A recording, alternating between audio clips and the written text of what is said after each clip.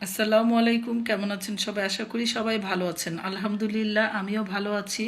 আজকে একটু ভিন্নভাবে এই রান্নাটা করব, আশা করি আপনাদের কাছে ভালো লাগবে। প্রথমে আমি চিকেনগুলোকে একটু লম্বা লম্বা করে কেটেছি। এখন দিয়ে দিচ্ছি আদা রসুন জিরা বাটা, সেই সাথে দিয়ে দিচ্ছি একটু মরিচের গুঁড়া, গোলমরিচের গুঁড়া, সয়া সস, লবণ দিয়ে ভালো করে মাখিয়ে নিচ্ছি। মাখানো হয়ে গেলে এখন আমি দিয়ে দেবো 1 চা চামচ কর্নফ্লাওয়ার। কর্নফ্লাওয়ারটি দিয়ে আমি ভালো করে মাখিয়ে নিচ্ছি। মাখানো শেষ করে কিছুক্ষণ রেস্টে রেখে আমি ফ্রাই প্যানে একটু তেল দিয়েছি। তেল দিয়ে চিকেনগুলোকে ভালো করে ভেজে নিচ্ছি। চিকেনগুলো যখন ভাজা হয়ে যাবে তখন আমি ভাজাটা তুলে একটু উঠিয়ে রাখব। সেই ফ্রাই প্যানে আমি রান্নাটা করব।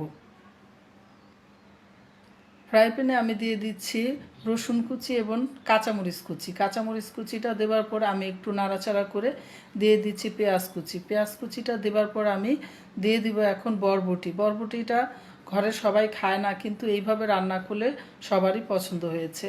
বরবটিটা দেওয়ার পর আমি ভালো করে নাড়াচাড়া করে দিয়ে দিচ্ছি গাজর কুচি। গাজর কুচি দেওয়ার পর আমি এটাকে সিদ্ধ করার জন্য কিছুক্ষণের জন্য ঢেকে রাখবো।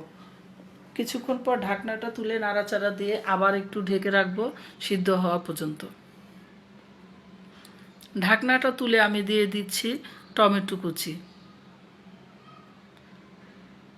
আবার একটু মিশিয়ে নিচ্ছি।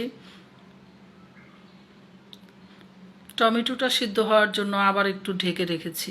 ঢাকনাটা খুলে যখন একটু নাড়াচাড়া করব, নাড়াচাড়া করে আমি এখন দিয়ে দিব টমেটো সস।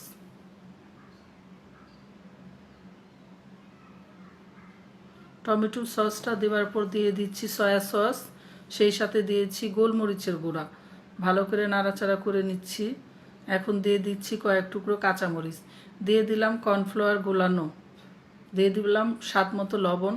এখন দিয়ে দিব ক্যাপসিকাম কুচি, দিয়ে দিচ্ছি চিকেনগুলোকে। চিকেনগুলো আমি যতটুকু মশলা মাখিয়েছি সবগুলো দিইনি, অর্ধেকটা দিয়েছি। ভালো করে নাড়াচাড়া করে একটু পানি দিয়ে দিব সামান্য। এই তো হয়ে গেল, গুঁড়া দুধ দিয়েছি, দুঃখিত। এই তো হয়ে গেল আমার রান্না। সবাই ভালো থাকবেন, আমার জন্য দোয়া করবেন। আল্লাহ হাফেজ।